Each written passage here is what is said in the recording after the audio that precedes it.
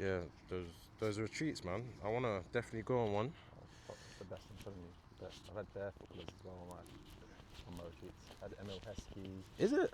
Barone Vine, Craig McHale-Smith. Do you know if he's trying to get back into like not social media? Obviously, he's got his son. So I was speaking to Emil the other day because I was saying to him, like, people don't respect how good you actually was, but you don't respect your thing either. 100%. Because of the fact that you should be maximising who you are and what you achieved.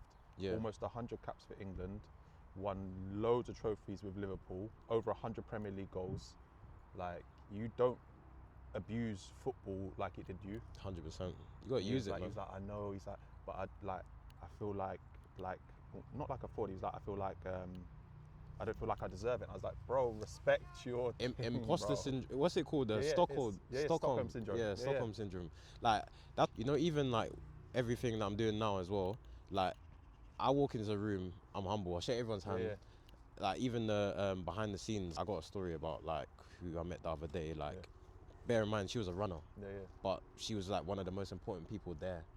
And she was just doing it for, she said fun, but like she was doing it for her friend. Her friend owned the whole production company. They got paid like 50 bags. But my point saying that is, in this space, when you go into rooms or whatever, they rate, like, I know footballers are like anomalies where it's a sport where everyone loves.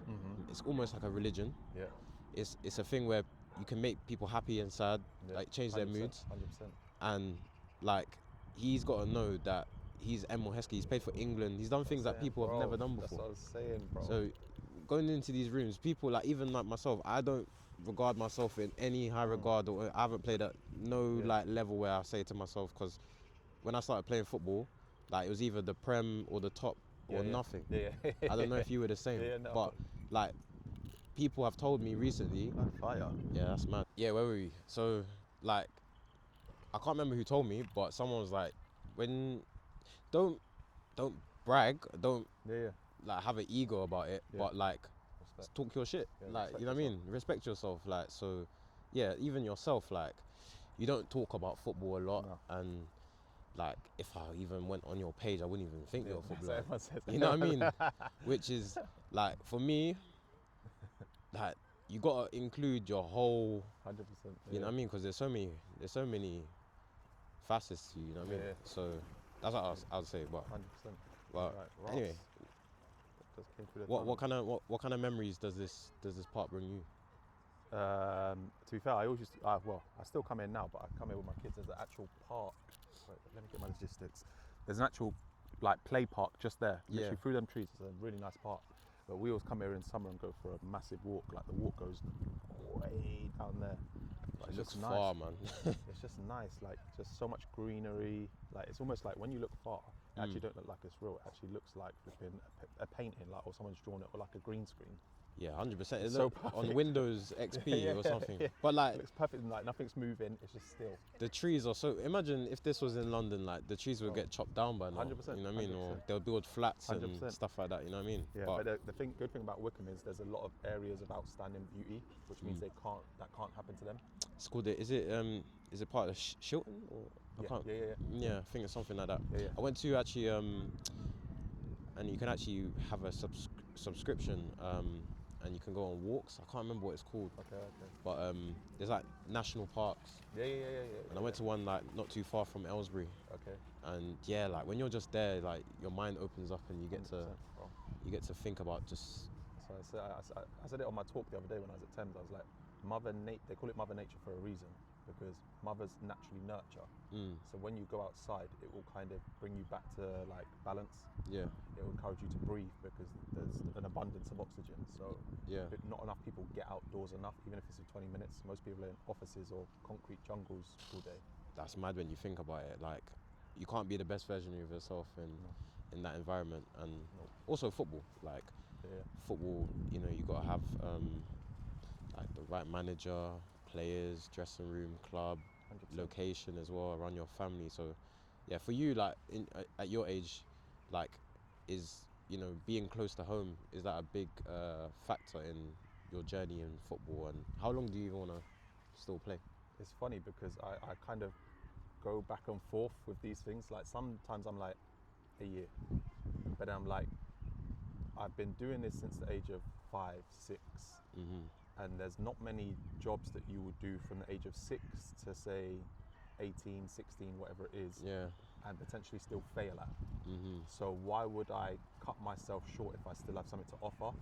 Either my body will tell me it's enough, or the transition will be so smooth that I will be forced to leave the game. So I never want to leave it before it leaves me, if you know what I mean. Yeah, 100%. So I haven't really thought about it. I just kind of, I want to see what my body can do. No, 100%. I don't know what records are out there where there's certain players at certain ages still playing, but if I had to back anyone to do it, it'd definitely be yourself. So keep going, man. Football, like I bought a football here today. Obviously, we're talking about different things, football, out of life, what you got going on and whatnot. But like when you see a football, like what feelings do you get when you see a football? Is it something that, because a lot of people, you show them a football, they're like, you know what I mean? For you, is it like that, or is it love? Is it like love-hate relationship? What would you kind of say? I think most people's natural answer would be love-hate, but it's more thanks, because it's taken me to places and given me memories that 99.9% of the public, the world, never get to experience. So it's more of a thank you that this little bit of leather with some pigskin inside has taken me like around the world. So it's more of a thank you. Yeah, fair enough. I would say, like, in my experience, football, like, would I be the person I am today? Like, although that it's a crazy industry, politics, a lot of business-minded people, narcissistic people, like, you name it, but like, thanks is probably the fairest way I could describe when I look at a football, to be fair, because like I don't know who I would. It's interesting because I'll give you another dynamic to look at that at. Would you have even become the footballer and achieved the things you had if you wasn't the person you were? Because I would say who you are made you a footballer and made you achieve the things you achieved. It wasn't other way around, because you was a person before you was a footballer. True, that's very true. And obviously your experiences growing up and everything like that. They just mould you. Exactly. And I think I was having this discussion the other day, but like especially footballers, they are very, or they can be very dangerous in a good way. So you can take all your experiences that you've ever had in the game, and if you're brave enough and you take risks, let's say after you've done playing or continue, when you're still playing, and you're continuing playing, and you attack anything in life, you could literally do anything, because you've probably been through it all already. Like, there's nothing really in football that can't prepare you for real life. But it's just the fact that maybe our minds are not tapped into the way of like skills or learning, but you've got the tools in your toolbox to kind of. And you're right in saying that, because everything that we go through in football is to the extreme. So everything in life has politics, but in football it's extreme politics. Everyone's been on a night out, but in football the nights out are the nights out. Everyone's been on a boys' holiday, but has everyone been on a boys' holiday where maybe you might not have the money, but all your friends are Premier League players and they're spending 20,000, 30,000 pounds a night. That's everything's true. to the extreme. I always say football is just a magnetised version of society, but the elite version of society in terms of the rich people. It should gear you for everything that you can go through in life, but like we spoke about before off camera, it's a lot of footballers, one, don't respect themselves enough to kind of own what they've achieved. Two, they probably are not the best at articulating it in kind of a transparent way and not an egotistical way. And then I'd probably say a lot of them go through identity crises. When you've been this character for 25 years, to then kind of go and do something else is scary, because once you lose the title of footballer, they kind of like crumble. 100%. I even see, so there's a guy in Ball League right now, he's young, he's like 21, one of the best players, scoring like a lot of goals, and he's from Manchester, I believe. And he said, like, in a little mini documentary they put on YouTube, that he was afraid after he got released from Morecambe, I believe it was, because he didn't have a club, he needed money. How is he gonna survive? How is he gonna go and stack shelves in Tesco when everyone knows him as a footballer? But I think, like, if you know yourself and know who you are, then all of this is all a facade. So, like, even like doing this, like us sitting down talking in front of a camera or whatever, you realize, like, once you've done it so often and you reap the rewards from it, like, it's just a piece of, I don't know, whatever a phone is, and people are on their phones scrolling, like, like everyone's in their bubble. Like, you're not as important as you think you are. You know what I mean? So, like, you just crack on with what you need to do in your life, and I think, you're gonna reap the rewards from it. It's the intention. It don't matter what it is. Like, no matter what you do, if the intention is there, it will come to fruition. The sun just came out. That was nice. Wow, that's crazy. It's the intention behind it. So if there is no intention, or there's a little bit of doubt, you will have like moments of doubt. But if there is a part of doubt in your overall goal that you're trying to achieve, you won't achieve it. So you said thankful. So what are you most thankful for in your career?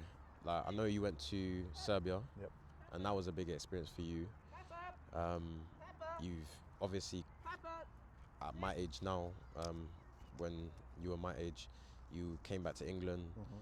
You obviously, probably for the first time, you know, wasn't at a certain level, and then you've climbed up. Like big testament to you, because the mental strength to do that, and the self-belief to do that, and the will to do that, like, not many people have at that age.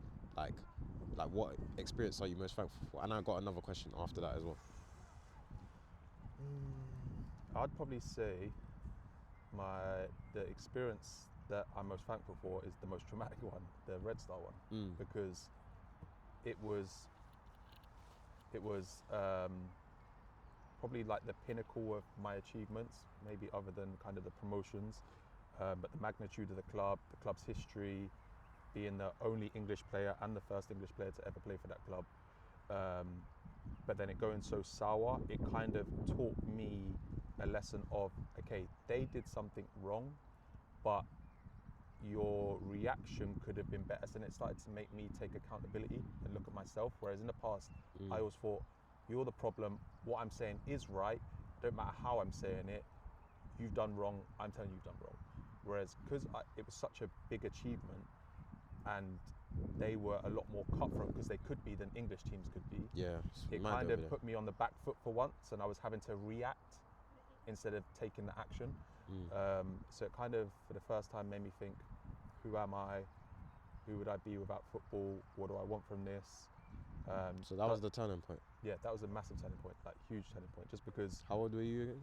25.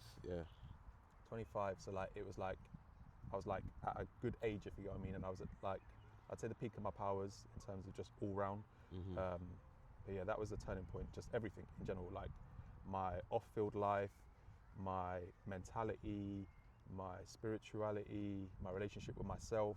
That was a massive turning point. So my other question is, like,